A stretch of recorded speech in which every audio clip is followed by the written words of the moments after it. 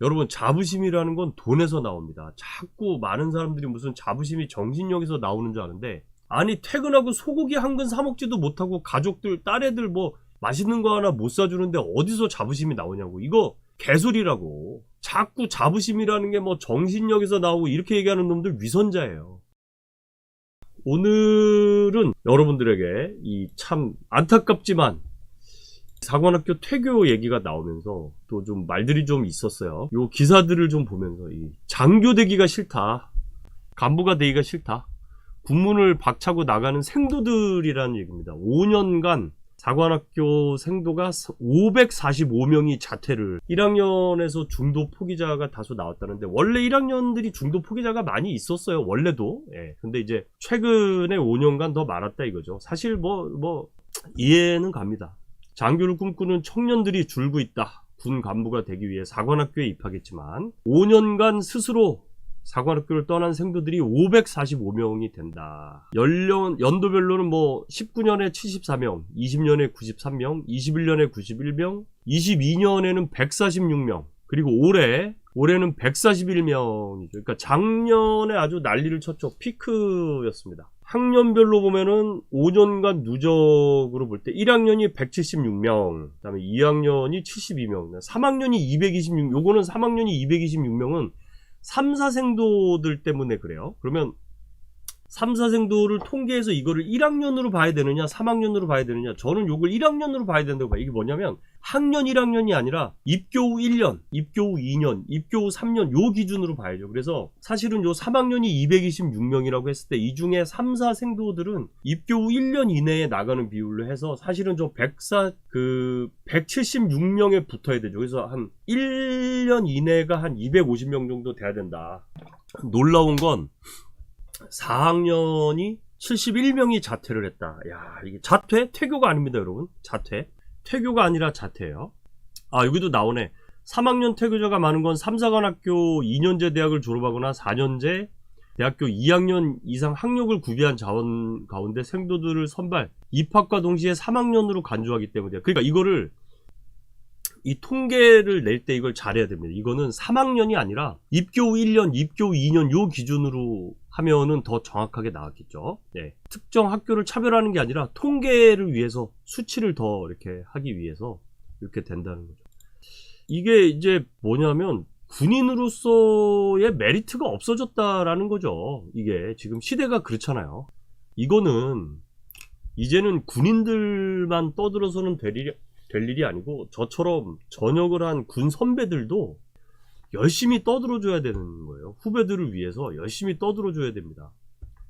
병사들의 급여를 올려주는 거는 그것도 시대적 그 소명이에요. 그래서 그것도 그거대로 맞고, 그 다음에 군 생활을 오래 하는, 이 군이라는 것을 직업으로 삼는 사람들에 대한 처우가 개선이 되지 않으면 이제는 누가 과연 이 신형 무기들을 운용할 것이냐, 이런 그 문제가 생깁니다. 근데 이거를 이들에게 자부심을 느끼고 뿌듯함을 뭔가를 느끼게 해줘야 된단 말이죠. 그런 거를 느끼게 하려면은 자꾸 사람들이 돈만 생각하는데, 물론 여러분, 저는 월급을 올려줘야 된다고 늘 주장하는 사람입니다. 저는 공군의 조종사들을 민항으로 뺏기지 않기 위해서는 조종사들이 민간 항공사에 준하는 그의 버금가는 급여를 받아야 된다고 주장하는 사람이에요. 저는 아주 오래전부터, 예전부터 그랬어요. 비록 제가 비행을 하지는 않지만, 제가 비행을 안 한다고 해서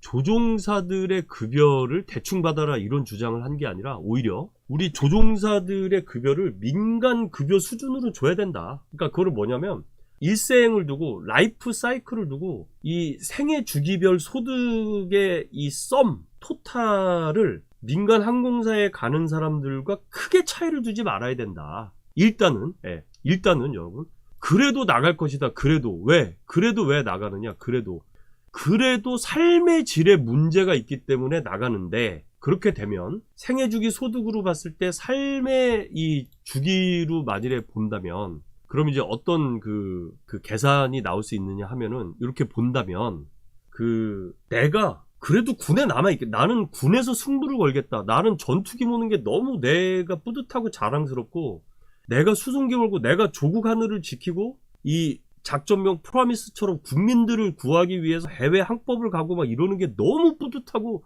비행을 하는 게 너무 행복하고 자랑스럽다. 이렇게 느끼는 사람은 계속 군에 남아있고, 아니다, 나는 이제 삶의 질을 추구해야 되고 내 가족들하고 이제 여가도 보내야 되고, 아무튼 여러 가지의 그게 있어서 나는 또 뭐 이렇게 좀 이제 시간을 좀 가져야겠다. 이러면 또 민간 항공사를 갈 수 있고, 아니 그리고 군에서 배운 기술을 가지고 민간에 가서 써먹는 거는 굉장히 자랑스러운 거란 말이에요. 예?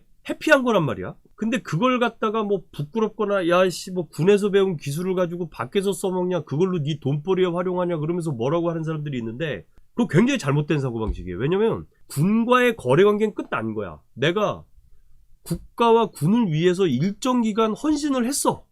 그 다음에 일정 시기가 지났어. 이제 그렇게 되면 이제는 자기 개인과의 이제 문제거든요. 자기가 삶을 추구하는 방식은 다를 수 있어요. 아니 나는 군에서 오래 남고 싶은데, 왜냐면 군대에서 중령대령을 못 달잖아. 조종사들도 150명씩 나가기 때문에 중령대령을 다는 건데 중령대령을 못 달잖아. 그러니까 내 직업 이게 지금 위태롭거든. 그러니까 나가는 거란 말이에요. 근데 이거를 군에서 케어를 못 해주는 정도면은 민간에서 이제 흡수를 하니까 이게 지금은 평이하게 지금 수평이 맞아요. 지금은 근데 만일에 군에서 더 수용을 할 수 있으면 더 수용을 하는 게 좋겠죠. 왜? 군 입장에서는 우수한 인재들이 지금 밖으로 이탈이 되는 거잖아요. 여러분들 제가 누누이 얘기하지만 미국의 SEAL 이런 애들이 그렇게 수년간의 훈련을 견디고 임무에 투입이 돼서 목숨을 걸고 하는 여러 가지 원인들이 있지만 얘네들 연봉이 셉니다. 네이비실 연봉 세게 받아요. 그리고 각종 수당들 세게 받습니다. 본복만 해도 얘네들 아주 세요. 그러니까 자부심을 가지고 열심히 하는 거예요. 여러분, 자부심이라는 건 돈에서 나옵니다. 자꾸 많은 사람들이 무슨 자부심이 정신력에서 나오는 줄 아는데, 아니 퇴근하고 소고기 한 근 사 먹지도 못하고 가족들 딸애들 뭐 맛있는 거 하나 못 사주는데 어디서 자부심이 나오냐고. 이거 개소리라고. 자꾸 자부심이라는 게 뭐 정신력에서 나오고 이렇게 얘기하는 놈들 위선자예요. 자부심은 돈에서 나와. 야, 추운데 겨울에 땔감도 제대로 못 대고 추워가지고 기름도 제대로 못 대고 가족이 추워서 막 벌벌벌 떨고 있는 그런 관사에서 사는데 자부심이 나와? 아빠에 대한 존경심이 생겨? 딸내미 아들내미 기름값 없어가지고 추워서 관사에서 벌벌벌 떨면서 살고 있는데 아빠가 퇴근했어. 그런데 갑자기 아들이 아빠 나라를 지켜주셔서 감사합니다. 저희는 추워도 괜찮으니까 아버지 계속 나라를 지켜주세요. 이게 되냐고. 솔직히. 아니 솔직히 되냐고. 솔직히. 이게. 병사들의 그 숙소나 이런 것들 많이 개선을 해줬죠. 그러니까 저는 이게 안타까운 게 병사들 숙소라든지 그 다음에 음식 같은 것들을 개선을 해주는 것도 단계적이고 점진적으로 계속해서 꾸준히 예산을 늘려나가면서 지금 진행이 되고, 그 다음에 우리 병사들 월급도 제가 누누이 강조를 했죠. 우리 병사 월급 200만원 정도까지 줘야 된다. 제가 늘 그렇게 이제 강조를 했거든요. 왜 병사들은 외출을 안 내보내는가? 저는 그것도 좀 이해가 안 돼요. 그것도. 네? 병사들도 외출을 보내도 될 것 같은데 왜 안 보내는지. 그러니까 아니 병사들 자기 근무 시간이 아니면 그러면 좀 해도 되지 않나. 왜 안 내보내는지도 저는 좀 모르겠고, 옛날에 뭐 도망가고 막 그러는 애들이 많아서 그랬죠. 탈영하고 막 그러는 애들이 많아서 그랬는데, 그렇다고 해도 이제 병사들도 본인들이 이제 한 200 받으면, 아니 택시 불러가지고 부대 앞에 콜택시 불러가지고 이걸로 이제 병사들도 필요한 것도 좀 사고, 그러니까 너무 제약을 하고 막 못하게 하고 그거 뭐 먹는 것도 못 먹게 하고 막 너무 그러는 게 아닌가. 물론 병사들도 이러면은 이제 애들 뭐 마약하는 애들도 있고 뭐 도박하는 애들도 있고 우리 병사들의 막 그런 게 좀 많잖아요. 물리적으로 좀 힘든 데가 있죠. 저 전방이라든지 우리 방공포 저 산꼭대기에 있다든지 좀 힘든 경우도 있어요. 근데 그런 경우도 근무 이렇게 서로 이렇게 하면은 내려와서, 아니면은 부대 안에 부대 안에 병사들을 위한 휴게시설을 만들어 놓고 거기서 병사들끼리 맥주 한잔하고 막걸리 한잔하고 하는 거는 얼마나 좋아. 근데 그런 거를 왜 안 하느냐. 그게 이제 지휘관리 책임이 있겠죠. 엄청 부담입니다, 여러분. 사실은 그게 엄청 부담이에요. 어지간해서 그런 저도 지휘관을 했기 때문에 아는데, 저도 병사들 부대에서 저는 미사일 기지 지휘관 할 때 병사들 술 다 먹였었어요. 만일에 병사가 밖에 나가서 음주사고를 냈다, 그럼 그건 지휘관리 책임이 아닌 거지. 부대 안에 있을 때 나는 거는 지휘관리가 맞는데, 병사가 부대 밖에 나가가지고 술 먹고 책임져서 그러면 그건 전적으로 개인 책임인 거지. 그걸 왜 지휘관리 책임으로 묻냐고. 우리나라가 이제 그런 것들을 좀 명확하게 해야 된다고 봐요. 그게 왜 지휘관리 책임이냐고. 병사가 지가 부대 밖에 나가가지고 지가 술 먹고 사고 친 건데 그건 개인의 책임이지. 그래서 제가 병사들 벌금 제도를 한 거 아니에요. 병사들이 왜 벌금을 내야 되냐? 아니, 잘 생활하고 이런 자원들은 벌금을 낼 이유가 없어. 근데 의도적으로 점호 안 나오고 사병들끼리 구타 가혹행위, 그러니까 교묘하게 못 살게 굴고 막 이런 애들 있잖아. 지각하고 이런 애 벌금 내면 된다고. 네. 아니 되게 쉬워 그냥. 그리고 만약에 구타 가혹행위를 했어, 그럼 사법 처리하면 되는 거죠. 사법 처리. 아, 사병 중에 못된 애들 많아요. 그 애들을 어떻게 이걸 통제하느냐, 이것도 진짜 관건입니다, 여러분. 진짜로 사병 중에 진짜 못된 애들이 있어요. 아주 그 제도의 허점을 이용해가지고 막 이런 자원들이 있습니다. 진짜 있어요. 그럼 이제 이거를 어떻게 할 것이냐, 이런 거 우리가 그런 거 논의를 해볼 시대가 됐어요. 이제 무조건 병사들이 뭐 피해자라든지 뭐 이런 시대가 아니에요. 처우 개선에는 제가 늘 얘기하지만 기본적으로 금전적인 보상을 해주어야 하지만, 금전적인 보상 플러스 삶의 질 향상을 위한 다양한 시도와 노력을 해야 된다라는 거예요. 짐승처럼 일하는데 월급 많이 준다고 그게 좋은 게 아니라고요. 지금도 마찬가지야. 지금 연휴 끝났으니까 지금도 장교들은 대대 작전 장교부터 시작해서 뭐 연대, 여단, 뭐 사단 이런 데는 지금도 내일 지휘관 보고자료 만드느라고 지금 부대 다 들어와 있다고. 지금도. 그러니까 이런 업무 관행 자체를 없애야 돼. 아니 그거를 조금 일찍 듣는다고 뭐가 달라지냐고. 그냥 내일 1시간 일찍 와서 일해도 아무 문제가 없을 일을 왜 전날 7시, 8시에 와가지고 일을 하냐고. 진짜 이거 개선돼야 돼요.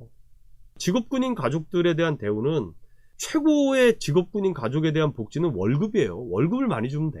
중사 월급 400, 500 정도 주면 누가 안 하겠어요. 열심히 한다고. 왜? 내 처자식이 좋아하는데, 자식이 뭐 사고 싶은 거를 애비가 일해서 사줄 수 있는데 열심히 안 하겠냐고. 어깨에 책임감도 올라간다니까요. 왜 장교들이 그렇게 열심히 하는데, 그건 돈이야.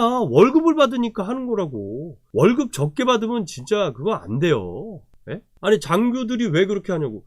진급을 위해서 하는 이유가 뭐야? 진급 못해도 월급 계속 받을 수 있으면 아무 문제가 없어. 근데 군인들은 진급을 못하면 중간에 계급 정년에 걸려가지고 나와야 된다니까. 그러면 처자식이 굶는다니까요. 이 주거의 안정과 소득의 안정이 보장이 안 되기 때문에 장교들은 어떻게든 진급을 해야 돼. 그래서 그걸 갖다가 생계형 진급이라고 표현을 하잖아요. 저는 이거는, 제가 장교 출신이지만 생계형 진급이라는 단어에는 저는 자존심이 많이 상해요. 아니 소령까지 달았으면 됐지 뭘 중령, 대령, 장군 다는 게 생계형 진급이냐고. 그러려면 어떻게 되냐, 소령 진급을 지금 50세까지 늘렸잖아요. 소령부터는 55세로 다 통일해야 돼. 소령, 중령, 대령은 다 55세로 통일하면 돼. 아니 뭐 소령이 50세 했다가 뭐 체력이 급격히 떨어져? 그럼 뭐 중령은 뭐 체력이 더 좋아? 대령은 더 좋고? 그냥 진급 공석만 소령, 중령, 대령을 유지해 놓고 영관장교가 됐다라고 하면 직업 안정성을 최우선으로 해서 계급 정년을 없애버려야 돼요.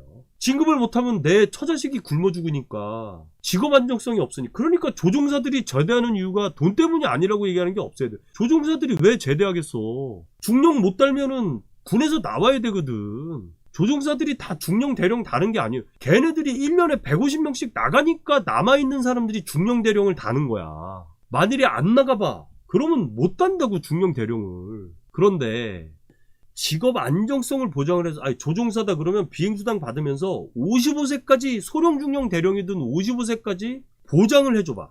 그러면 조종사들도 안 나간다니까? 아니 내가 군에서 이 전투기 모는 게 최고의 자부심이고, 아니 민항 가서 막 그 여객 막 화물 나르고 그러는 거 싫어하는 사람도 있어요. 아니, 전투기 모는 게 내 인생의 가장 자부심인 사람이 있잖아.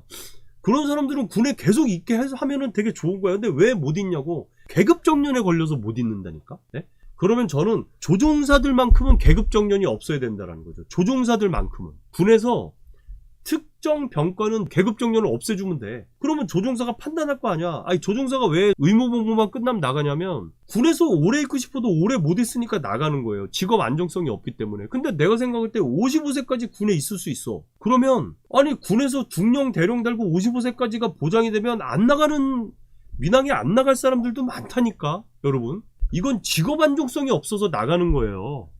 그래서 장교나 부사관이나 어쨌든 소방공무원이나 경찰공무원 성격이 비슷하잖아. 경찰, 소방하고 군하고 성격이 비슷하잖아. 그러면 경찰, 소방도 60세인데 왜 군은 60세까지 안 늘리냐고. 늘려줘야죠.